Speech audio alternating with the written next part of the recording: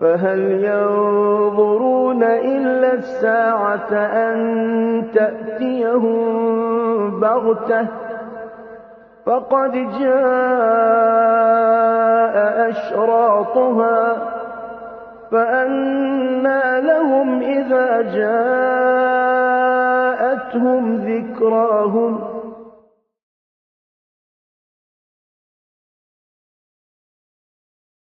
بسم الله الرحمن الرحيم الحمد لله رب العالمين والصلاة والسلام على سيدنا محمد وعلى آله وصحبه أجمعين أما بعد. So we had finished the issue of Dajjal, and now we move on to the next of the major signs, and that is the issue of Ya'juj and Ma'juj.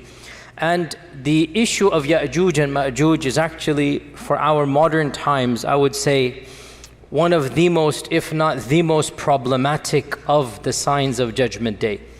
And it has caused many of our youth to question, to doubt.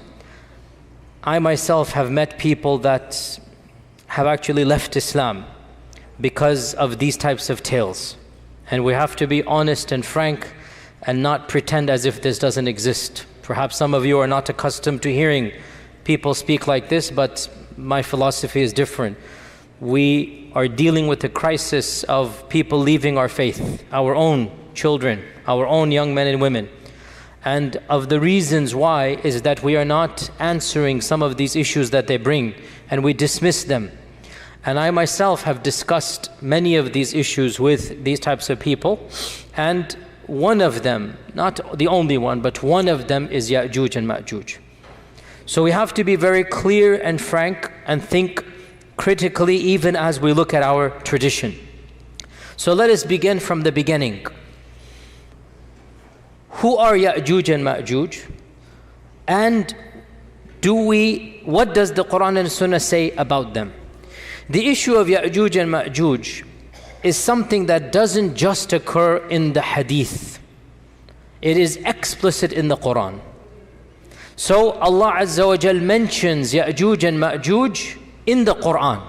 Therefore it is pretty clear that this is not something that you can say, oh, it's only found in one hadith. No, it is found in many a hadith, but even more importantly, it is found in the Quran itself.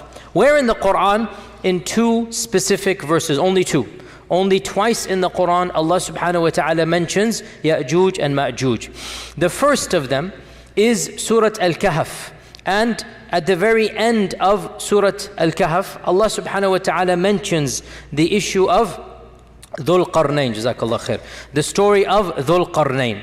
And Allah subhanahu wa ta'ala says, وَيَسْأَلُونَكَ عَنْ ذِي الْقَرْنَيْنِ. Now, this is an entire lecture and an entire tafsir altogether. I do not have time to go into Dhul-Qarnayn and the tafsir of Surah Kahf, even though it's very juicy, maybe another time. What we do know, Dhul-Qarnayn, Allah subhanahu wa ta'ala says, we gave him power in this world and we allowed him a path everywhere. And he went to the easternmost, he went to the westernmost. There are stories mentioned in the Quran about Dhul-Qarnayn. He was a just king. He thanked Allah subhanahu wa ta'ala. He found people of all different types and persuasions. And then the final one that is mentioned, the final group of people, حَتَّى إِذَا بَلَغَ بَيْنَ السَّدَّيْنِ. When he came to essentially a valley, there's two mountain slopes coming here. وَجَدَ مِن دُونِهِمَا قَوْمًا. He found a group of people. لَا يَكَادُونَ يَفْقَهُونَ قَوْلًا. They did not understand Dhul-Qarnayn. Dhul-Qarnayn did not understand them. In other words, this was a civilization that had no middle ground. In the good old days, once upon a time, before Google Translate, how did people translate from one another? There were people, intermediaries, who had traveled to both lands. Inevitably, you would find somebody who spoke Latin and Arabic, who spoke, this language and that language. You would find somebody. Dhul-Qarnayn went to such a faraway land that the language of those people and the language of Dhul-Qarnayn had no middle ground. So Allah is mentioning this is a far-flung civilization from where Dhul-Qarnayn came from. So how then did they communicate when there is no language? They communicated with signs.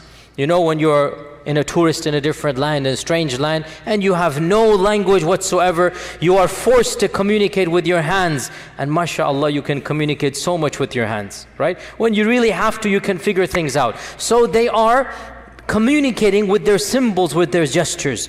And so they say that قالوا يا ذا القرنين إن يأجوج مأجوج مفسدون في الأرض. This is the first mention of Ya'juj and Ma'juj. They say this group of people, Ya'juj and Ma'juj, they are wreaking havoc in this world. So Dhul-Qarnayn, you are a mighty king, you are a powerful person, we will give you something. We will give you money, whatever is the symbol for money, and you build a wall. You protect us from those people. O Dhul-Qarnayn, you are clearly a man of intellect and power, a mighty king. You have a civilization we do not have. You have strength we do not have. So we want you to do something to protect us. So Dhul-Qarnayn has gone to the furthermost regions of the world, and there is a group of people even beyond that region. This is called Ya'juj and Ma'juj. And this civilization is saying, we want protection, we'll pay you to build this barrier between us and them. So Dhul-Qarnayn says, I don't need your money. ما مكنني فيه ربي خير فأعينوني بقوة. I don't need your money. I have plenty. What are you going to give me? Rather, I understand these people are evil. So Dhul-Qarnayn sympathized with this other nation against Ya'juj and Ma'juj. So Dhul-Qarnayn said, okay, you know, these people are really bad, Ya'juj and Ma'juj, I'll help you. What do I need from you? فَأَعِينُونِي بِقُوَّةٍ أَجْعَلْ بَيْنَكُمْ وَبَيْنَهُمْ رَجَمًا. I need your strength. I need manual power. I know what to do. I have the brains for it, but I need the bronze. I need the people. So Allah Azza wa Jal then mentions that they took big bellows of furnace and iron and copper, and they made a special type of barrier, and they put these people, they used these bellows of the furnaces on a massive scale, and they made an iron barrier that Allah Azza wa Jal mentions, فَمَسْطَاعُوا أَنْ يَظْهَرُوهُ وَمَسْتَطَاعُوا لَهُ نَقْبًا. Neither could they climb over the wall, nor could they come underneath it, nor could they bore a hole between it. So it is an effective barrier. قَالَ هَذَا رَحْمَةٌ مِّن رَبِّي. Dhul-Qarnayn, when he saw what he had done, he said, this is from Allah. Allah has blessed me. Allah has given me this. It's not from me. It is from Allah subhanahu wa ta'ala. Then either Dhul-Qarnayn or Allah is speaking. We don't know which one. فَإِذَا جَاءَ وَعْدُ رَبِّي. Most likely it is Dhul-Qarnayn or an angel or somebody is saying this. But this wall is temporary. When the command of Allah comes, then this wall will be of no use. It will be gone. وَتَرَكْنَا بَعْضَهُمْ يَوْمَئِذٍ يَمُوجُ فِي بَعْضٍ. And on that day, these groups will be like waves, just intermixing amongst one another, and the trumpet will be blown. So this is the first mention of Dhul-Qarnayn, and it deals with the wall, the first mention of Ya'juj and Ma'juj, and it deals with the wall that was built by Dhul-Qarnayn. The next mention of Ya'juj and Ma'juj is Surah Al-Anbiya verses 92 to 97. Surah Al-Anbiya verses 92 to 97, where Allah subhanahu wa ta'ala mentions in the Quran regarding Judgment Day, حتى إذا فتحت يأجوج ومأجوج وهم من كل حدب ينسلون. Until finally Ya'juj and Ma'juj will be allowed out. فتحت. They will be allowed out, and they are going to be pouring down from every single slope, from every mountain. They're going to be coming. وَقْتَرَبَ الْوَعْدُ الْحَقِّ. And judgment will now be asunder, will now be well close. So Ya'juj and Ma'juj are right before Judgment Day. This is pretty clear in the Quran. فَإِذَا جَاءَ وَعْدُ رَبِّي in Surah Al-Kahf. Over here, وَقْتَرَبَ الْوَعْدُ الْحَقِّ. And the inevitable hour is coming. So twice in the Quran, Allah mentions Ya'juj and Ma'juj, both of them linking it directly to Judgment Day, right before Judgment Day. Now, by the way, who is Dhul-Qarnayn? Dhul-Qarnayn is an enigmatic figure, and some of our medieval commentators, and then especially the most famous translator of the Quran of the previous century, Abdullah Yusuf Ali, whose impact in the translation was well known. All of us who grew up in the 70s, 80s, 90s, we know Abdullah Yusuf Ali's translation as being the one that had the most impact, even though, long story, but it wasn't very accurate. Number one. Number two, can you believe, this is a completely tangent, Abdullah Yusuf Ali couldn't speak Arabic properly. There's another point, he plagiarized it, but that's a whole different story, not related to our topic here. Nonetheless, his translation went viral, and in his translation and his commentary, he mentions that Dhul-Qarnayn is, who does he mention? Alexander. All of you know this, okay? He mentioned Dhul-Qarnayn is Alexander the Great. And it kind of spread amongst the masses, and this is what happens, subhanAllah, how thoughts spread, even if they're incorrect. And so many people thought Dhul-Qarnayn is Alexander, but this is really almost 100% wrong, for many reasons. Most obviously is that we know a lot about Alexander the Great. We know a lot about him.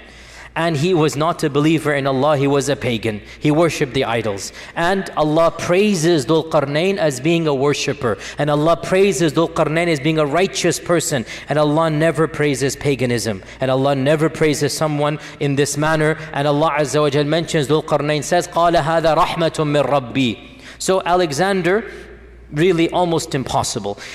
Some modern commentators have said that it is the Persian King Cyrus, who ruled from around 600 to 530 BC. So we're talking about 2,600 years ago, the Persian King Cyrus. And Cyrus, they say he's a candidate because he ruled over perhaps the largest empire the world has ever seen, or maybe the second or third largest. There have been these massive empires. Alexander the Great probably did rule over the most largest empire, but temporarily. The Muslims, by the way, ruled over the largest for the longest period of time. But that's a different thing. Alexander, for a period of time, had more, but it fizzled out with his death. The benefit or the beauty of Islam is that wherever the Muslims went, Islam remained, and Islam and the Muslim civilization was the largest, but it wasn't unified as solid, if you like, as it was under Alexander. So they say Cyrus. But firstly, there are a number of things that don't match up, and secondly, once again, Cyrus was a clear-cut pagan. There is a third theory that I personally am very sympathetic to. But these are just theories in the end of the day. If you don't like it or you like it, it doesn't matter. It's just my opinion or the opinion of some modern scholars.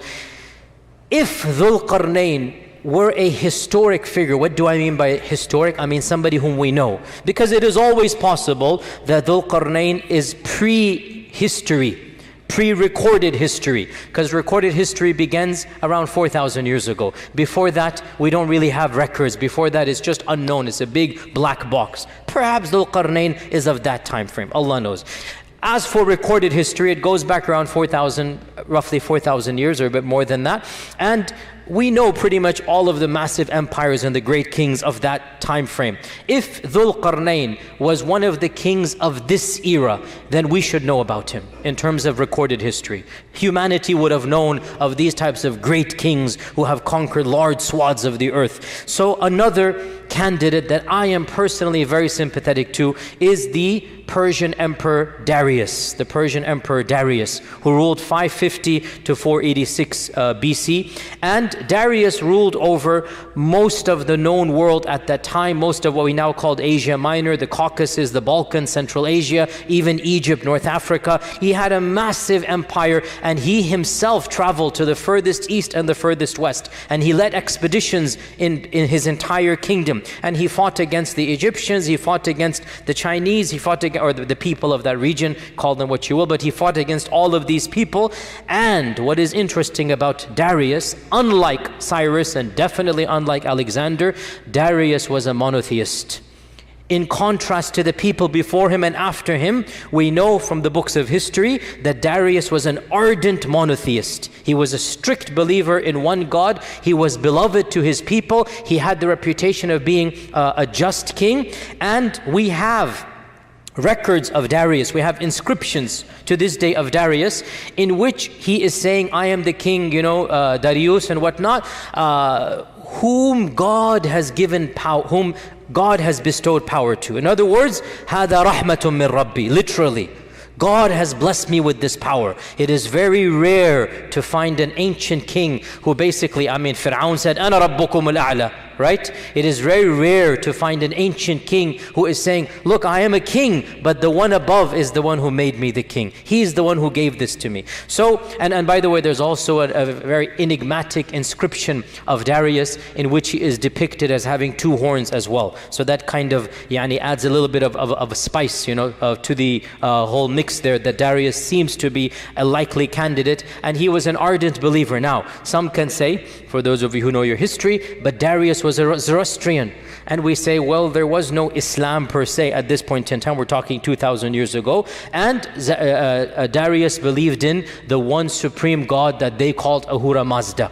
And that was their name for them, but it was one God that they believed in. So Allah knows best. We are not 100% sure in any case. And it is also possible that Dhul-Qarnayn could be somebody in recorded history whom we don't know. But that seems a bit difficult to swallow for someone like me. But those of you who wish to, they can do that. But you have two main options in my opinion. Either it's one of these historic figures or it's pre-recorded history. But then the issue comes again to make the issue more enigmatic. Generally speaking, Quranic history is recorded history. Only Nuh and some are pre-history. Otherwise, Ibrahim, Ismail, Ishaq, the rest of them, they're basically in the time frame that most civilization is known. So Allah Ta'ala knows best. In any case, Dhul-Qarnayn is called Dhul-Qarnayn according to our tradition, either because he had two streaks of white hair, or because he wore a helmet with two horns, and Darius is depicted as two horns, or because he went to the east and the west. So the Qarn here is east and west, so the owner of the east and the west. So this is the notion of Dhul-Qarnayn. Now we're going to get to Ya'juj and Ma'juj. Before I talk about my own understandings and whatnot, let's see what else is mentioned. So this is Ya'juj and Ma'juj in the Quran. We don't have much about them other than they seem to be a race of savages. They seem to be a race that is barbaric, killing, looting, plundering. And Dhul-Qarnayn, who has never met them, is sympathetic that these people are bad. He just wants to build a wall to protect these strangers from Dhul-Qarnayn. So what does the Ahadith say? The Ahadith are numerous. In fact, in the 6 books of Hadith, there are around a dozen narrations of Ya'juj and Ma'juj. So it's not a small amount. There are around a dozen, Bukhari and Muslim have around 6 or 7. So it is mentioned in the most authentic books, Ya'juj and Ma'juj. The concept of Ya'juj and Ma'juj is found in our tradition. And of these Ahadith, is the hadith in Sahih Muslim where our Prophet ﷺ said 10 are the major signs of Judgment Day, and he mentions Ad-Dukhan, Ad-Dajjal, Ad-Dabba, the rising of the sun in the west, the descent of Isa ibn Maryam, and Ya'juj and Ma'juj. So number 6 on this list mentions Ya'juj and Ma'juj. This hadith is in Sahih Muslim. So he mentions Ya'juj and Ma'juj as being one of the 10 major signs. In another hadith, Sahih Bukhari, this is the Bukhari hadith, the Prophet ﷺ, actually the Muttafaq Ali, Bukhari and Muslim, the Prophet ﷺ said that he quoted the verse in the Quran that يَا أَيُّهَا النَّاسُ اتَّقُوا رَبَّكُمْ إِنَّ زَلْزَلَةَ السَّاعَةِ شَيْءٌ عَظِيمٌ يَوْمَ تَرَوْنَهَا تَذْهَلُ كُلُّ مُرْضِعَةٍ عَمَّا أَرْضَعَتْ وَتَضَعُ كُلُّ ذَاتِ حَمْلٍ حَمْلَهَا وَتَرَى النَّاسَ سُكَارَى وَمَا هُمْ بِالسُّكَارَى وَلَكِنَّ عَذَابَ اللَّهِ شَدِيدٌ. This is the beginning of Surah Hajj, and Allah subhanahu wa ta'ala mentions in it that this is Judgment Day, that, O mankind, fear your Lord. For indeed the earthquake of Judgment Day is something to be terrified. On that day you will see people, the mother will neglect her breastfeeding child, and people will walk around as if they are drunk, but they are not drunk, but the punishment of Allah is severe. And the Prophet ﷺ quoted this ayah, and then he said that when will this happen? When will people be so terrified? When Allah will announce to the angels or to Adam that, O Adam, take the people of Jahannam to Jahannam. And so from every 1,000, 999 will go to Jahannam. The Sahaba said, Ya Rasulullah, with those odds, how can we be safe? If every 1,999 are going to go to Jahannam, how can we be safe? What is the statistical chance of us winning? And so the Prophet ﷺ said, I give you good news. For every one of you, there will be 1,000 of Ya'juj and Ma'juj. So this hadith, which is in Bukhari, is saying the quantity of Ya'juj and Ma'juj is astronomical, beyond what we can even comprehend. Hadith in Sahih in Musnad Imam Ahmad, that the Prophet ﷺ said that you complain that there is no enemy. Some of the younger Sahaba are wanting to have a fight. You're complaining we're not fighting, but you shall continue fighting. There will always be qital once the fitna begins. That happened in the time of Uthman radiallahu anhu. There will always be fighting until Ya'juj and Ma'juj come.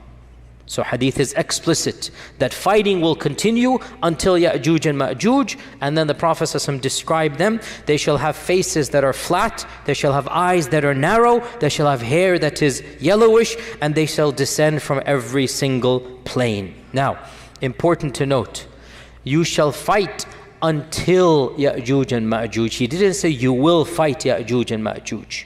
We will learn, we will not fight Ya'juj and Ma'juj. Ya'juj and Ma'juj are not fightable. Is that a correct verb? Is that a correct noun? Masdar. They are not capable to be fought. Let us be more precise and pedantic. You cannot fight Ya'juj and Ma'juj.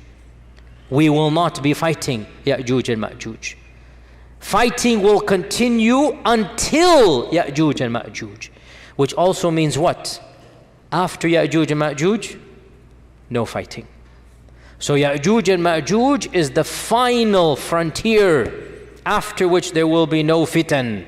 There will be no fitan after Ya'juj and Ma'juj. This also shows that Ya'juj and Ma'juj will be of the very, very, very last fitan to take place, because after Ya'juj and Ma'juj there will be no more major fitan for the Muslims. The Prophet ﷺ said as well, another hadith. So right now, what am I doing? I'm narrating to you Quran and Sunnah. I'm narrating to you our sources. Then we will pause and go back and see what we can derive from those sources. Okay, because we need to really think deeply. And in all likelihood, we will have to do a part 2 for Ya'juj and Ma'juj, because there's a lot of material to digest and discuss. Our Prophet ﷺ said, hadith is in Sahih Bukhari, وَالَّذِي نَفْسِي بِيَدِهِ, I swear by him in whose hands is my soul, you shall continue to perform Hajj and Umrah, and you will continue to cultivate and plant trees even after Ya'juj and Ma'juj. This hadith is in Sahih Bukhari. So in Sahih Bukhari we learn another interesting fact. Ya'juj and Ma'juj is not the end of the ummah. What is the purpose of this hadith? O ummah, you will not be destroyed. O Muslims, you are going to be here, don't worry. No external enemy will eliminate you. This is a prediction, and it has been true throughout all of history, and it will continue to be true. Our Prophet ﷺ made 3 du'as to Allah, and he said, Allah gave me 2 of them and he denied me 1. Remember this? We went over it a few weeks ago. The second one was, O Allah, do not allow my ummah to be destroyed by an external enemy. And Allah said, I've given it to you. Never will an external enemy decimate and eliminate the ummah, even if they eliminate parts of the ummah. The whole ummah will never be gotten rid of by an external enemy. So the Prophet ﷺ is giving good tidings. You're worried about the Quraysh, you're worried about this and that, don't worry. I am telling you, I swear by Allah, not only will you survive, you will do Hajj and Umrah. You'll retain your religion. And you will cultivate, you'll retain your dunya. Even after Ya'juj and Ma'juj. So, even Ya'juj and Ma'juj are not the end of Muslims. There shall be Umrah and Hajj, and there shall be cultivation and planting even after Ya'juj and Ma'juj. So this is another interesting thing that we derive. In another hadith, muttafaq alayh, Bukhari and Muslim, the Prophet ﷺ entered in upon some of our mothers, some of his wives, and he was agitated, he was concerned, he was worried. And he put his finger and his thumb together in a circle. He put his finger and his thumb in a circle. And he said that, لا إله إلا الله ويل للعرب من شر قد اقترب. لا إله إلا الله ويل للعرب من شر قد اقترب. La ilaha illallah, woe to the Arabs. And this means Muslims, because at that time all the Muslims were Arabs. Woe to the Muslims, woe to the Arabs from an evil that has now come very close. What is this evil? Salama asked, what is this evil? He said, today a hole of this size, hence the ishara, has been opened up from the wall of Ya'juj and Ma'juj. Now this hadith is muttafaq alayh, the highest level of authenticity for us. Today, a hole of this size has been opened up from the wall of Ya'juj and Ma'juj. Salama said, Ya Rasulullah, anuhlaku wa fina salihun? Will we be destroyed and there's still righteous people amongst us? Will piety not save us? And our Prophet ﷺ said, Na'am, idha kathura al-khabath. Yes, even if there's still pious people, but if filth is prevalent everywhere, the piety of some individuals will not protect you. It might protect them on Judgment Day. It might protect them. In fact, it will protect them on Judgment Day. But societies will not be protected when corruption and evil and fitna and licentiousness and nudity and fahisha is rampant everywhere. The piety of a few folks will not prevent the adhab of Allah from coming. Nasallallahu as-salama wal afiyah. If you understand this hadith, then you should make sure you are at least pious. So this hadith tells us that Ya'juj and Ma'juj's wall has a hole this size in the lifetime of the Prophet sallallahu alaihi wasallam. Hadith in Tirmidhi, in which Abu Hurairah narrates that every single day Ya'juj and Ma'juj try to dig out. And every day they are met with an angel. And the angel tells them, enough for today, go back. And so they go back until finally, on the final day, the angel mentions the famous phrase, Insha'Allah, come back. And the next day when they come back, so the narration is very long, it basically means every day they come back and they find all of the work that they have done goes back to nothing. They have to start from the beginning again. Until the last day, when they find they come back, the work of yesterday is still there. They still are carved in. So now they start from where they left off and they break through. So this is a hadith that mentions that Ya'juj and Ma'juj are carving every day, and that every single day they get to a place until the angel turns them back.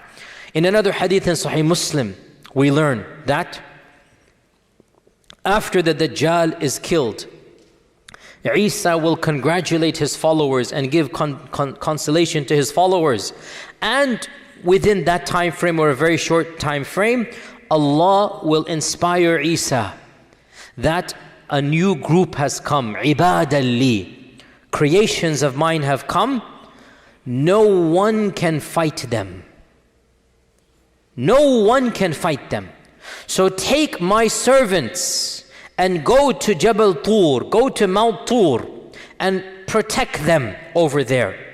Then Allah will send Ya'juj and Ma'juj out, and so Isa and the Muslims will not see them. They will be protected in the caves of Turi Sayna somewhere. Wherever Musa was or in that region, there will be protected over there. Now, in this hadith, we learn that Ya'juj and Ma'juj are so dangerous, so evil, that Allah Himself says, nobody can fight them. Interestingly enough, this army has just fought the Dajjal. This army has just fought the Dajjal, and they have won over the Dajjal. And they are told, you cannot fight Ya'juj and Ma'juj. In fact, it is so bad that Allah protects them even from seeing Ya'juj and Ma'juj. They just flee by the command of Allah before Ya'juj and Ma'juj come. They find protection in the caves that Allah tells them to find protection in before Ya'juj and Ma'juj come, and they remain in those caves. For how long? Allah subhanahu wa ta'ala knows best. And in fact, in one narration, it mentions that Isa and his followers, they will seek refuge in a cave for so long that what is the term I'm looking for? The head of a ram, the head of a goat, the head of a ram, a dead ram, will be more precious to them than 100 gold dinars. Now the head of a ram is almost useless. It has no meat, it has nothing you can benefit from, you throw it to the side.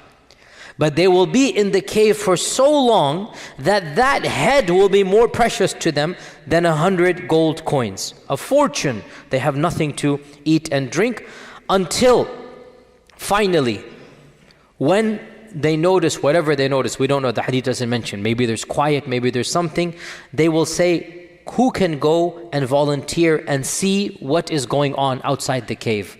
So a man will volunteer, he will be considered the best of them, and he will resign himself to die the death of a shaheed.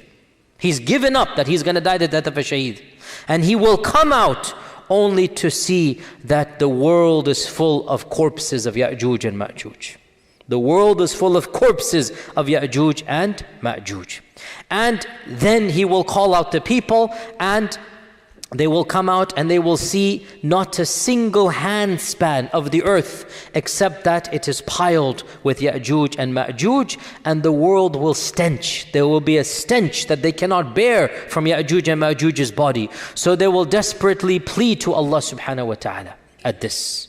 And Allah Azza wa Jal will send a rain that will cleanse the earth, a cleansing that it has never had before. Deep cleansing from Allah Azza wa Jal. In another narration, Allah will bring a special type of bird that will pick up their bodies and take them away. So we have the removement of the corpses, then we have a special rain that will wash away the remnants as well. So this is another tradition from Sunan at-Tirmidhi. We also have in Musnad Imam Ahmad the phrase, which is also in other books as well, that Allah Azza wa Jal will send Ya'juj and Ma'juj, and they will descend from every single plain. وَهُمْ مِنْ كُلِّ حَدَبٍ يَنْسِلُونَ. This is a Quranic verse. And they will pass by At-Tabariyah, and they will drink from At-Tabariyah. It's a massive lake. We'll mention which one it is in a while. And by the time the last of them passes by, there will be no water in the lake of Tabariyah. And the last batch will say, there used to be water over here. And Isa and his followers will remain trapped in a cave until the head of a lamb is more precious than 100 gold coins, as I mentioned this also in Tirmidhi. Then they will make dua to Allah to save them from Ya'juj and Ma'juj. So Allah will send a disease against them. Ya'juj and Ma'juj will not be killed with the sword. Allah will send a disease against them that will attack their necks, and they will die the death of one person. When one of them dies, all of them die. It is a simultaneous death. The death of one person. These billions or millions or hundreds of millions of people, they will die instantaneously, the death of one person.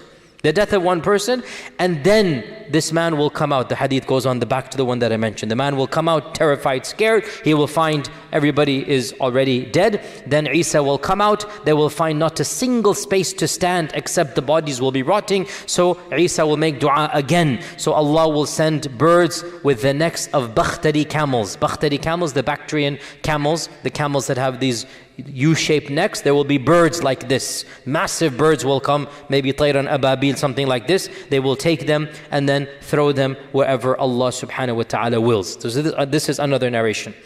Yet another narration. Ya'juj and Ma'juj will conquer everybody in this earth. They will kill everyone. Pause here, footnote. Who will they kill? Clearly not the followers of Isa. So the remnants of the army of Dajjal, anybody who fled and was not caught, any human beings that have not embraced Allah and believed in Isa at this point in time, these will now be destroyed by Ya'juj and Ma'juj. So Ya'juj and Ma'juj will conquer the world, and they will get to Tur, and Tur is where Isa is. They will get to Tur. In one narration, they will get to the Jabal of Quds, the mountain of Quds. Is this Mount Olives? Is this the mount that is in front of Aqsa? In that region they will be. And they will find nobody to conquer.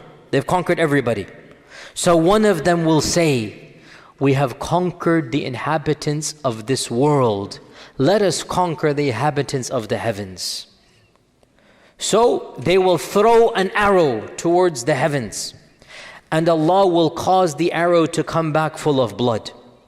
In another narration, they will wave their spears towards the heavens, and Allah will cause their spears to come back with blood. And so they will say, we have now conquered those in the heavens. Then Isa will make the dua, and then they will be destroyed. Now, this lake Tabariya, most of our commentators mention that this is the lake Tiberias, and this is also called by the Christians the famous Sea of Galilee, the Sea of Galilee, okay? And to this day it is called Tabariya by the Palestinians and the Arabs of that region. Tabariya it is called, the Sea of Galilee. And the Sea of Galilee, it is a massive, massive lake. It is a massive amount of water. It has fed the crops and the people for 2,000-3,000 years. What group is Ya'juj and Ma'juj that in one generation, that lake which has given mankind water for 2,000-3,000 years will be gone? Think about that. How much will this group drink? How much will they, I have seen Tabari, like many of you have been to the Sea of Galilee. If you go to that land, you see it. It's like a mini ocean. That's why it's called the Sea of Galilee. It's like a mini ocean, even though it's not a sea technically, but it looks like it. It's massive. You can barely see. You can see, but you can barely see the end. This all water will be gone in one group? How? Think about this. It's very strange. How can it go? But this is what the hadith says. Also, what type of enemy is this? That the people of Isa haven't even seen them. What type of enemy that they cannot physically even fight them? Are they not humans? We're going to come to this.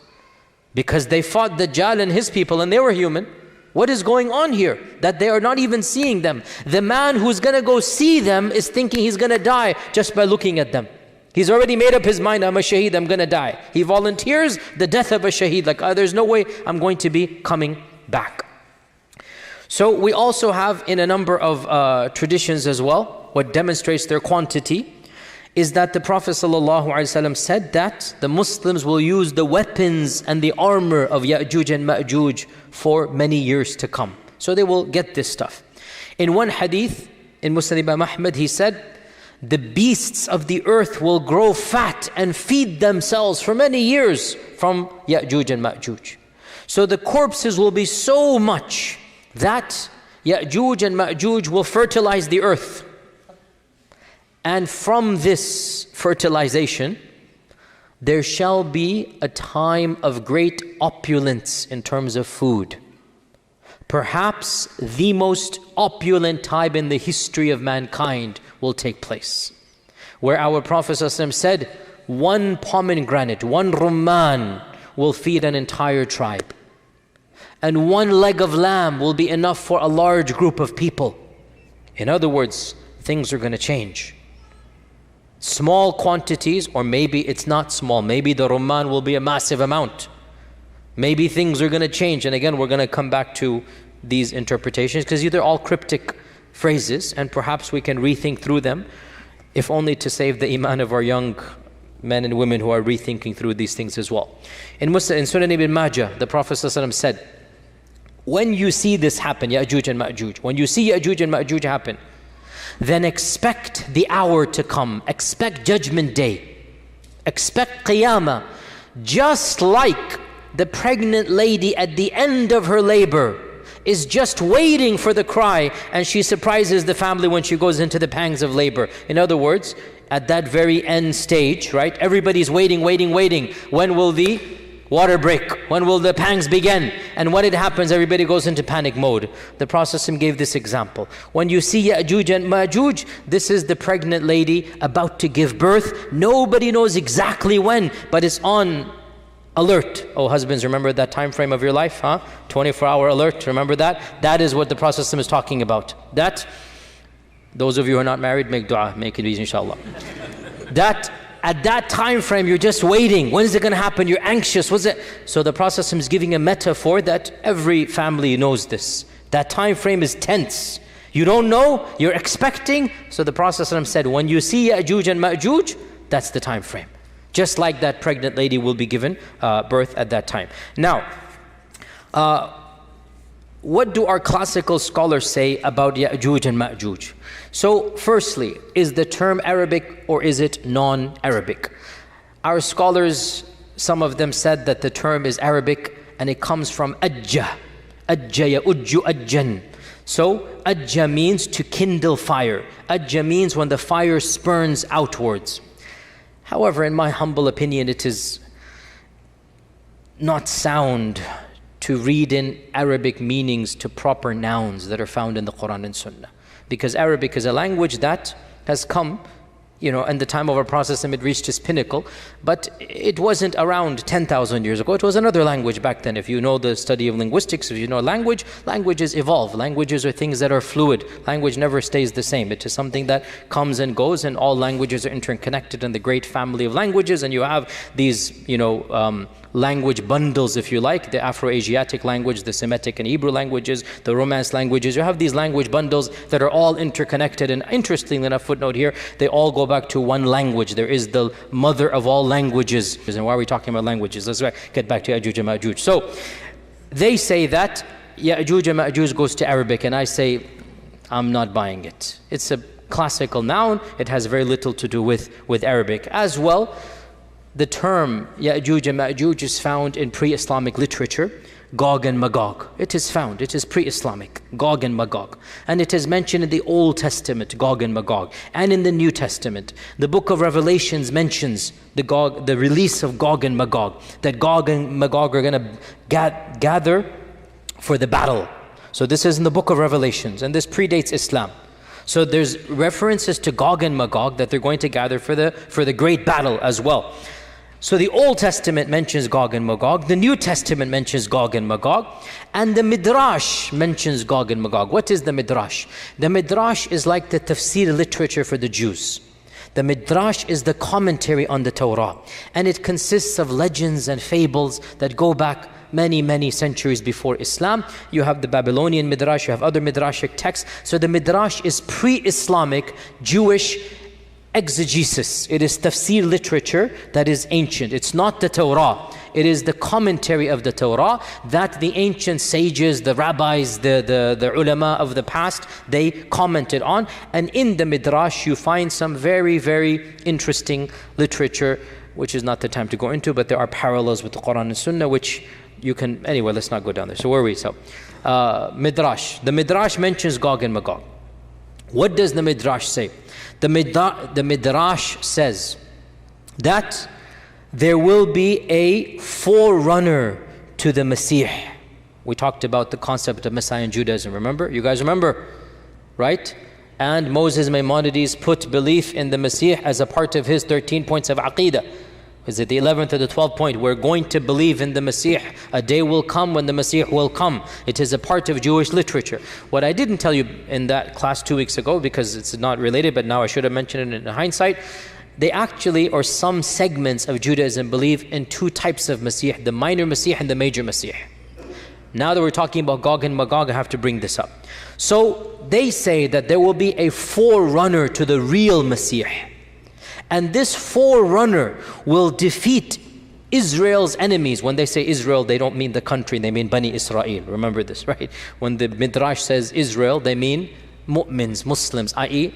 Jews from their perspective. You understand? They don't mean the country. So they say that this Jewish messianic precursor, the minor Messiah, will defeat Israel's enemies, Gog and Magog, and then the real Messiah will come, and then judgment will take place, and then the righteous will be rewarded, meaning with Jannah, if that's their reward. Now, this is interesting because this is Midrashic literature, and it mentions two figures. And it mentions Gog and Magog, and it mentions Judgment Day, all in the same paragraph. Allahu A'lam, we have the Mahdi, we have the Messiah, we have Gog and Magog, we have Yawm al-Qiyamah, all in the same paragraph as well. We find those things. Now, I did mention briefly there are two ways to interpret these things. If you're a secular, agnostic, atheist, if you're a person who believes in history and not God, then you will say, look, Muslims, Jews, they are taking from one another, right? And that's the standard interpretation of modern day academics. The Great Flood is a myth that transcends all civilizations according to modern historians. As I had mentioned, I think earlier, the Great Flood is a myth. I'm saying as a secular historian, it is a myth that transcends all civilizations. Every civilization believes in a great flood. You can analyze this and say, okay, this means it's a common folklore literature. The Old Testament has it, the Quran has it, native Indians has it, the Aborigines have it. So there is a myth of a great flood. Or you can flip it around 180 degrees and you can say, the reason why all of these civilizations have the myth of the great flood is because it's not a myth, it's a fact. You can flip it around, and that's what we would do. So the fact that the Midrash mentions the pre-Messiah, Gog and Magog, the Messiah, Qiyamah, and Islam mentions it, could be the source is the same. Maybe that's why there's so much parallel between the two. So Gog and Magog is mentioned, we said, in the Quran and Sunnah. It is mentioned in the Old and New Testament. It is mentioned in Midrashic literature. How have our historians understood Gog and Magog, Ya'juj and Ma'juj? Ibn Kathir mentions, let's try to finish this up today because I don't want to go too late. Ibn Kathir mentions that Ya'juj and Ma'juj are from the children of Adam. They are Bani Adam. They are not an alien species. They are flesh and blood like us. And some of our early historians, and this is not Quran and Sunnah, this is just folklore and history, they say Ya'juj and Ma'juj goes back to Yafith ibn Nuh. Yafith ibn Nuh. Now, this motif is biblical and it is found in the Tabi'un. It's not in the Quran and Sunnah. It is biblical and we find it in our early history. And that is that Nuh had 3 sons, Sam and Ham and Yafith. This is a common motif that is found in the Old Testament. It is something that the Semitic races believe in, and it is found not in the Quran, not in the Sunnah, but in where? Early Islamic historical traditions. Which is why we don't necessarily have to believe in it. If it was the words of Allah and His Messenger, سَمِعْنَا وَأَطَعْنَا. If it's the word of a tabi'i, or even a sahabi, because this is history and it's not ilm al-ghayb, we don't have to accept it. So this issue we find it in the Tabi'un, that Nuh had 3 sons, Sam, Ham, and Yafith. And from Sam, we get the Semitic peoples, the Arab and the Hebrew race, and also according to this interpretation, Faris and Rum, the Persians and the Romans, right? Hence why, again, bit of a tangent. Problem is I love these tangents and I don't have time. See, that was a bell. Don't go into these tangents here, huh? Back in the 1910s, when there was race laws in America, there were race laws in America. Hitler got his race laws from America, by the way. A tangent upon a tangent, there you go. There was a problem. How do we classify Arabs? How do we classify Arabs? How do we classify Desi log? A Hindu sued in the Supreme Court. And he argued, I'm not making this up. You can look this up, a famous case. I forgot the title. Singh versus this. No, it wasn't Singh. I'm joking. That was just a joke. That was a scrap that. But it was a Supreme Court case. Supreme Court case. And he argued that he is. What do you think he argued? Aryan. Very good. Yes. Very good. Exactly. He argued he's Aryan. Aryan means Caucasian. In fact, he said, I am the Asli Aryan. You guys are Naqli Mal. I'm the real guy. And he used these race theories, and from this as well, Middle Easterners said, well, we are Caucasians. We are the descendants of Sam. They brought in the Bible. We are this. So this is now a theory that they had. And that is why to this day, some people say if you're Arab or Desi, you're technically Caucasian. And in fact, all of this is a little bit antiquated, to be honest. These views and whatnot, they don't add up scientifically. So all of this is anyway. But the point is, this is the notion that Sam is Semitic. And Ham is the father of the Barbar and the Qibt and the Sudan. So African peoples, Ham. And Yafith is the father of the Atrak and the Slavs and the Ya'juj and Ma'juj. So the Russians and the Mongolians and whatnot are Yafith. To be brutally honest, this entire trope smacks of racism. And it's not found in the Quran and Sunnah, and it seems to be biblical, and it seems some of our early commentators copied and pasted from the Old Testament, which is actually very common. There's a genre called Israeliyat, where some of our earliest scholars, they would study the Midrash and they would study the Jewish folklore. And at that time, the Jewish folklore was considered to be a civilization worthy of admiration and respect. So they would take this and then speak it in Arabic to the masses, and the people would think that this is a part of Islamic folklore, even though it is coming from the Midrash. And this is well known, but I'm not inventing this up. It's called the Israeliyat. Look this up. So Allah knows best. I am very skeptical of all of this in any case. So Ibn Kathir says they are the children of Yafith. That's what I'm trying to say. All of this was that. And this is the standard interpretation of the majority of our medieval scholars. The fact that Ya'juj and Ma'juj are Bani Adam, it seems pretty clear from our tradition. Bani Adam means human beings. And we learn this from a number of evidences. Of them is the famous hadith in Bukhari itself, where Allah says to Adam, "O Adam, take the people of hell to hell, and he shall take his children." And that's when the 999 will go. So the fact that his children includes Ya'juj and Ma'juj shows that they are Bani Adam. Okay, now we have some really bizarre interpretations that are found in our books. And again, we have to be a bit more discerning. Just because it's written in Arabic doesn't mean it's the gospel truth, pun definitely not intended.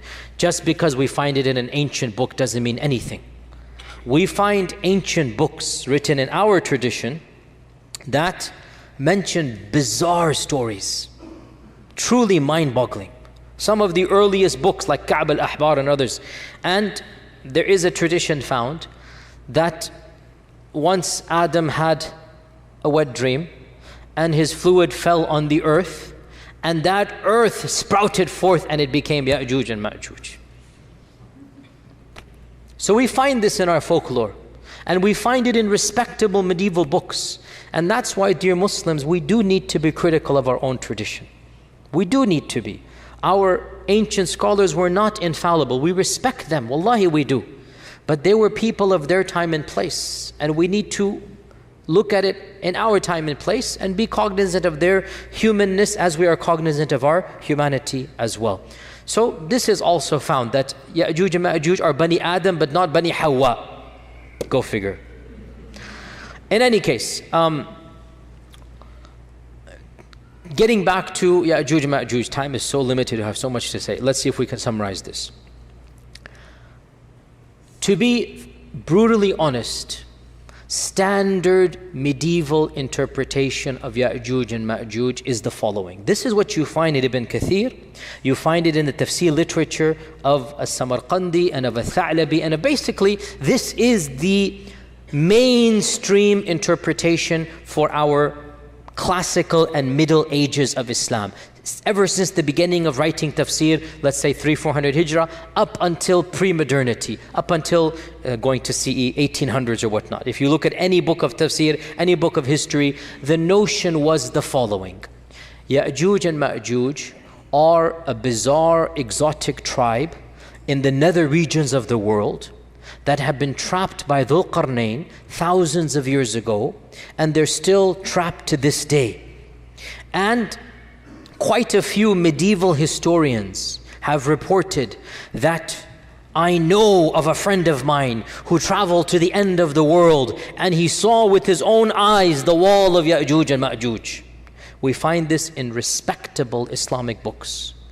The notion that Ya'juj and Ma'juj are a living tribe blocked to this day behind the wall that was built 4,000, 5,000 years ago. That wall miraculously is still there. People can see on the one side, and on the other side you have these savages that Allah knows how they're eating, drinking, replicating, whatnot, and they're still there for eons and eons and eons. This is the standard interpretation of our scholars of the tradition, not of the Quran and Sunnah. You understand what I'm going to get at, okay? We don't blame them. In their time frame, the world was unexplored. In their time frame, nobody traveled the world. The reason why Marco Polo became famous and Ibn Battuta became famous was because they traveled half the world. That's it. And they became world famous because they did what nobody had done. They simply went from one side of the known civilized world to the other side, and they came back. Marco Polo to Naples, to Italy, or to Sicily, wherever he was. Naples or Italy, where was he? And Ibn Battuta to Tunisia, where he was from. So people didn't travel. And folklores and legends were very common, and it was easy to believe these types of things. That there is this nether region of... And you know, if you read, by the way, even Ibn Battuta, by the way, you find bizarre fables. You find belief in mermaids, and you find weird creatures and whatnot. This is what he believed. He really believed that there are races and aliens, or not aliens, but you get my point. This is the notion of his time. Marco Polo as well, he believes these types of things. So it's not surprising that our medieval scholars believe this type of stuff. Now, obviously, dare I say, anybody who knows science and geography and modern civilization, you cannot believe that there is a tribe for 4,000 years trapped behind a wall. I mean, if you believe this, that's your position. I cannot believe it. I find this very difficult to believe. So this has led people to do multiple things. We have 20 minutes left. I have to wrap it all up now, subhanAllah. The first interpretation, which is the standard interpretation of medieval Islam, is that, okay, maybe there are places in the world that are undiscovered. Maybe there is a race of people locked up behind the Caucasus Mountains or in Mongolia or whatever, and they're still over there. And Greenland? Greenland, interesting. How would Dhul-Qarnayn get to Greenland? Because he's traveling. فَأَتْبَعَ سَبَبًا. He didn't go on a ship, he walked on a road. So that kind of, it's not the Bermuda Triangle, no. But many Muslims still believe this. I'd have nothing to say to this. If you believe it, I have nothing to say. I don't believe it, is all I'm trying to say. I'm not trying to dismiss any person's belief, and this is the belief of medieval scholars. If you still believe that there's a big wall that is lasting for thousands of years, and by the way, no human structure is that fortified for 4,000 or 5,000 years that nothing happens to it. Even the Great Wall of China needs to be built up or whatnot. I mean, it doesn't work that way. But anyway, if you believe, and anyway, so this is, what can I say? If you believe it, you believe it. I am somebody who, what can I say? My mind doesn't believe this.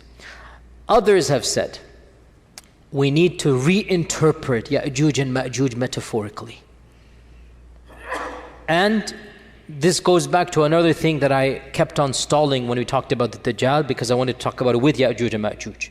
And that is this newfangled interpretation, and it is newfangled. You do not find it in pre-modernity. This is a very modern interpretation. It only begins in the 60s and whatnot, and it has now become common, very common, so much so that many famous people, many mainstream people are explicitly or implicitly saying it in this land and in some islands in the Bermudas as well. There is a famous person who is well known for this type of theory, no names mentioned, it's not my philosophy to mention names typically, where they say Dajjal and Ya'juj and Ma'juj are symbolic. Symbolic. It's not an entity.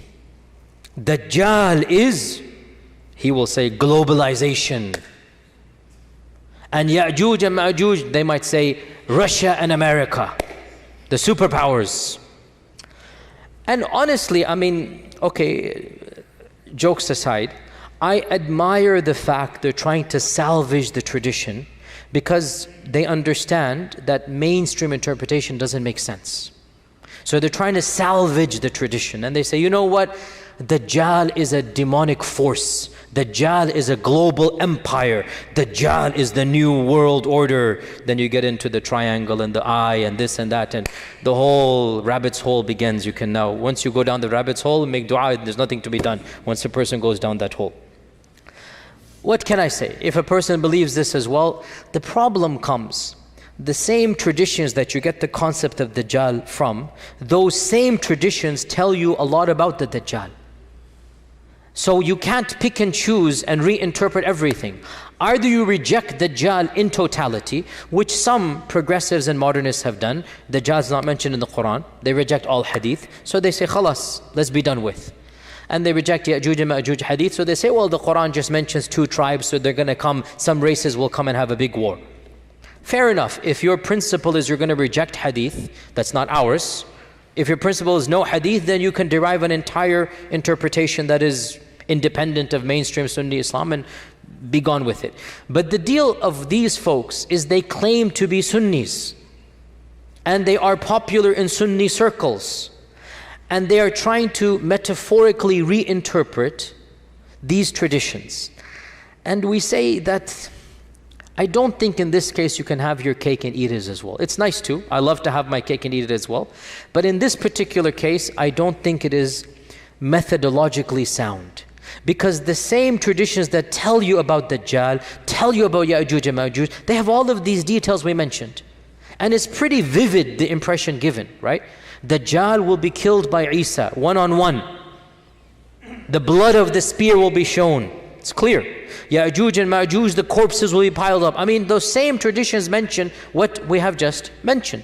So I'm not too sympathetic to this reinterpretation as well. Is that clear? I personally don't buy it. A third interpretation, and this became common. The first person I know who said this was back in the 50s. Maybe reformed, but at first I know, back in the 50s. He said that Ya'juj and Ma'juj are the Chinese race. And the great wall that was built by Dhul-Qarnayn is the wall of China. And this notion spread as well back in that era, because he as well, the scholar, again I grant him credit that he realized the traditional interpretation doesn't make sense.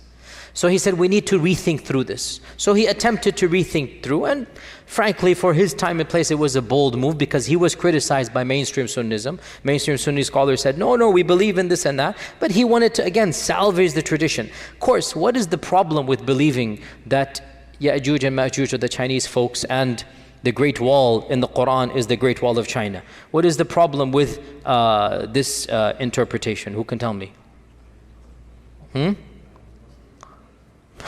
I like this. Chinese Muslims, no, that's not the biggest problems. We have other bigger problems than this. That's not a problem in this case. I mean, where does one begin with the problems of this interpretation? Where does one begin? There are so many problems with this interpretation. I mean, of the problems of this interpretation is that we know exactly who built the Great Wall. And he wasn't a believer in Allah. Jin Shu Shuao. He wasn't a believer in Allah, the famous emperor. He was one of the pagans of the, Shinto, whatever religion it was. And the Great Wall was actually built to protect the Chinese people from within, not from without. And the Great Wall is not a barrier that is impenetrable. People go in and out all the time. In fact, gasp, shock, I myself have gone in and out of the Great Wall. I in fact did a video that went viral 2 years ago. I took a group to China 3 years ago. And I stood on the Great Wall, and I have a video, YouTube clip. Is the Great Wall of China the wall of Ya'juj and Ma'juj? You can look at it yourself. And I said, no, it's not, don't worry. It's not the Great Wall of there. So, this as well, it doesn't make sense, neither heads nor tails, Nasar na per, literally, neither heads nor tails. It doesn't make any sense. The wall of Ya'juj and Ma'juj is not the wall of China in any stretch of the imagination. It doesn't make sense as well. Where does this leave us? Another group of, let's finish this one. I know I promised Q&A. Let me finish this up. Another group says, and this is something that I have heard myself, some ulama say, that perhaps Ya'juj and Ma'juj are not on earth but under earth. That's why the satellites haven't discovered them. And this, again, I appreciate the salvaging, I really do. But how can human beings survive? No vegetation, no plants with the sun, no oxygen, food, drink, thousands of years. And according to these traditions, we're talking about gazillions of people. What is the answer to this conundrum of Ya'juj and Ma'juj? I will disappoint you by saying there is no clear-cut answer. But wallahi, to struggle with the truth and to admit the struggle is a safer position than to invent something that is far-fetched and then pretend that it is answering the problems. I don't have a solution to Ya'juj and Ma'juj. I am personally skeptical, maybe because of my own upbringing and my own, I have a degree in engineering. I understand mathematics and chemistry and geology, and I just find it. Now, you can quote back, Allah ala kulli shayin qadir. And I say, indeed, Allah ala kulli shayin qadir. But are we obliged to believe that Ya'juj and Ma'juj are billions of people under the earth? This is my point. If the text told us explicitly, sami'na wa ata'na. But when the texts don't tell us this, can we rethink through and say this? So I conclude with two opinions. The first of which is plausible, the second of which is even embarrassing to mention, but I will mention it. As for the plausible one, Allah knows best. Perhaps, this notion of a living tribe of Ya'juj and Ma'juj is not correct.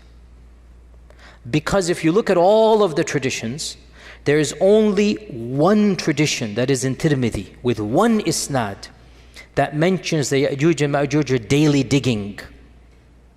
And every single day they're told to go back. All the other traditions don't mention a living Ya'juj and Ma'juj.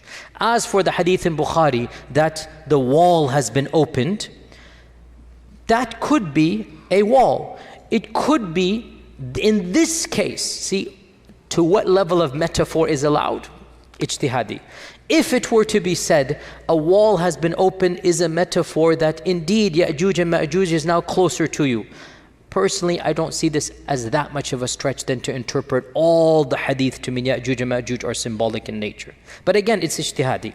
The only tradition that mentions Ya'juj and Ma'juj are alive right now, and they are digging through every single day, is a solitary narration in Tirmidhi and also in other books, but the same isnad. And I did my research for this because this is problematic, and I have to say I was relieved to find classical scholars, some of them did problematize this hadith. Ibn Kathir amongst them, who said that this tradition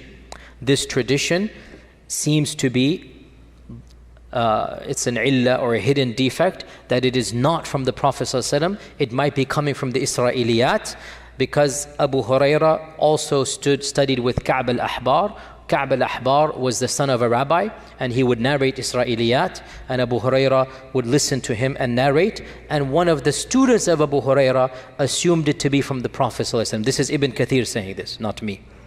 So he said, perhaps this is from the Israeliyat.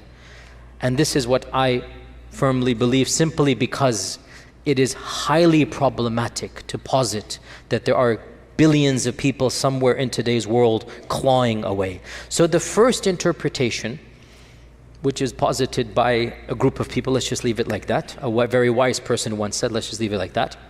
The first interpretation is that Ya'juj and Ma'juj are a group of people that will come towards the end of times. And they will wreak havoc and do this and that. So we get ourselves out of the problem of them being alive right now. And as for the wall of Dhul-Qarnayn, there was maybe their biological ancestors, maybe some other tribe that had those characteristics, and they were trapped by Dhul-Qarnayn. That did happen. But we don't have to affirm that they are still trapped 5,000 years later. Rather, maybe their descendants, maybe people similar to them, so they are called Ya'juj and Ma'juj, are them. This is the first interpretation.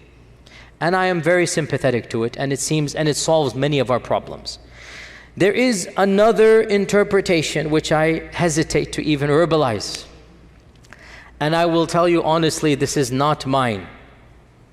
I will honestly tell you, this is something that I am involved in many discussions of this nature with many people and whatnot. And one of my scholarly friends, in a private conversation, so he will not allow me to mention his name, But I am telling you something that don't believe it's coming from me. Okay? You guys ready? Ready? Okay, don't ascribe this to me, please. Who is it not from? Good. No, from my friend it is from him. Not from Don't do a double negative on me. So we were talking with a group of ulama, a group of students of knowledge, whatnot, call them whatever you will, and we're talking about this problematizing. It is a problem. Wallahi, it's a problem for any rational mind. What are you going to do with Ya'juj and Ma'juj? It's not an easy thing to come around. And even he was hesitant, but he brought it up. He said, let's look at these traditions again.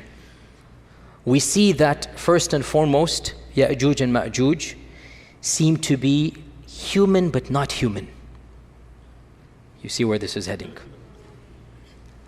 And they seem to be a race of people that cannot be fought.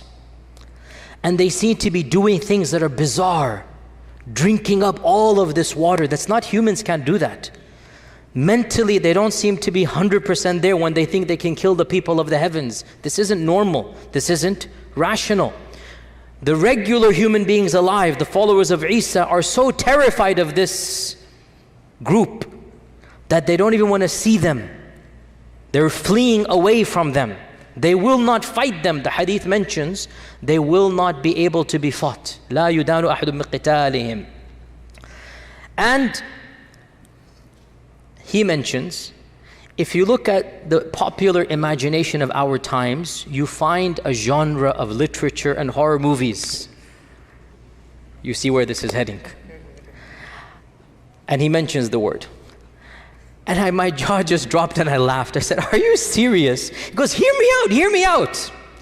Don't call them that word. For those who don't know the word, maybe the youngers can tell them later on. Don't call them that word, but the concept. What if we're talking about chemical warfare, we're talking about Dajjal, we're talking about the bird falling down, things are happening, weapons being unleashed, weapons beyond our understanding. What if the concept is there that these groups of people are human but not quite human? And they're doing all of these things, and everything just started clicking in my head. Check, check, check, check. I'm like, this is so ridiculous. You will never find me saying this in a lecture, and here I am in a lecture saying it. But in any case, Allahu A'lam, frankly, it makes more sense than believing that 1 billion people are somewhere in Timbuktu or Zimbabwe or some faraway land. It makes more sense to me. Because Allahu A'lam at the end of time, also, ayas, the key point, they shall die the death of one man. How will they get gotten rid of? Allah will send a disease, some type of antivirus, some type of vaccine. I'm just saying what my friend said. Because the hadith mentions this explicitly, does it not? Allah will send something that will get them in the neck, and they will die the death of one person. So when my friend kept on going over all of these points, my laughter turned to a serious contemplation. And I said, but how do we tell the public this? Then I said, I'll just project it onto my friend, which it is true, it is coming from him. And I'll take myself out the picture so that as you laugh at my friend, but the laughter will slowly turn to contemplation, and deep down inside you'll realize this makes a lot more sense than anything else out there. So we conclude by stating that Ya'juj and Ma'juj are a reality. We believe in them because the Quran mentions it. And that these enigmatic descriptions should not cause us doubt, because strange things will happen towards the end of times. Don't base the validity of Islam on trying to understand Ya'juj and Ma'juj. That's ridiculous. We base the validity of Islam on the Quran, on the beauty of Islam, on Tawheed, on La ilaha illallah, on the fact that it answers all the big questions of life. Islam comes with some things that may be beyond our comprehension, such as Ya'juj and Ma'juj. We just have to sami'na wa ata'na, and when it happens, all of these hadith will fit into place, and we will see, oh, I get it, that's what was being referenced here. So in the end, Allah Azza wa Jal knows best. I promised you guys Q&A. Let's open the floor for some very specific questions. Yes, Bismillah. Greatest China war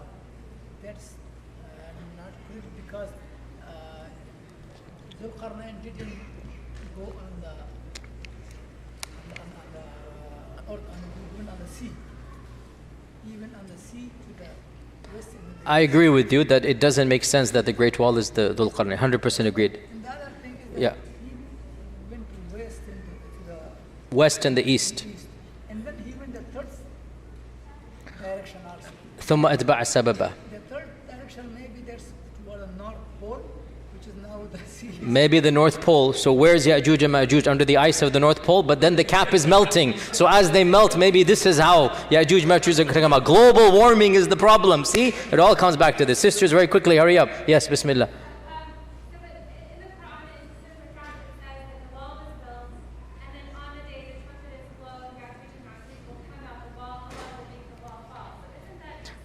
Very good, excellent point.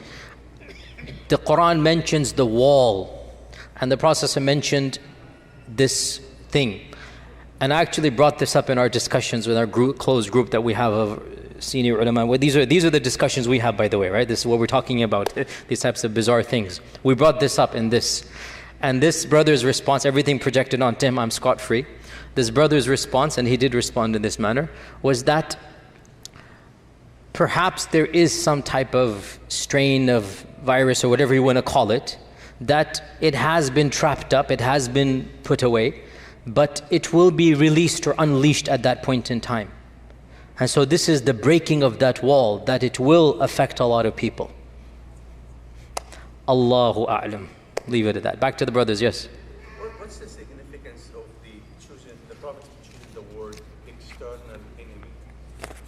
What's the significance of external enemy? Because the third request was, oh Allah, let not my ummah fight amongst itself. And Allah said, I'm not going to give you that. So the second was external, the third was internal. And that wasn't given. Final question of the sisters. Sisters, going once, going twice. Yes, Bismillah, go ahead. And final question. Just like quickly, why can't the scholars say that these ayahs are like ayat al-mutashabihat and just accept it and don't go in details proving or disproving? Why can't our scholars say these are ayat of mutashabihat? So the ayat of mutashabihat, they have a meaning that is understood and they have a meaning that is not understood. We're dealing with the part that is understood. What do we do? Now, if you want to stop at this and say, I don't want to go beyond this, that's good for you. But what do you do to our 25-year-old college kid who comes and he keeps on saying, what do we do about this? Do we believe in these fairy tales? This is mythology. Would you believe this? What do we do to that young mind? If we tell him, you shut up and don't ask questions, we turn him away. What I'm trying to do is to save the iman of that generation. Alhamdulillah, most of us elders, we have no worries. Alhamdulillah, we're not worried about these things. Whether we understand or don't understand, we know Islam is true. We know Islam to be true. Our younger generation doesn't have that level of iman in the first place. So when these issues come, their iman is not strong enough to overcome. So they say, we're going to reject Islam. So I would rather present an alternative that is somewhat palatable, and they can then accept it rather than they reject Islam. Is that clear? Inshallah, with this we conclude and we'll continue next week, inshallah. Assalamu alaikum wa rahmatullahi wa barakatuh. لا يزال الخير حيا لا يزال إن في الدنيا سلاما وظلال أخبر الأيام أنها في وصال قم بنا وانظر لآيات الجمال قم بنا وانظر لآيات الجمال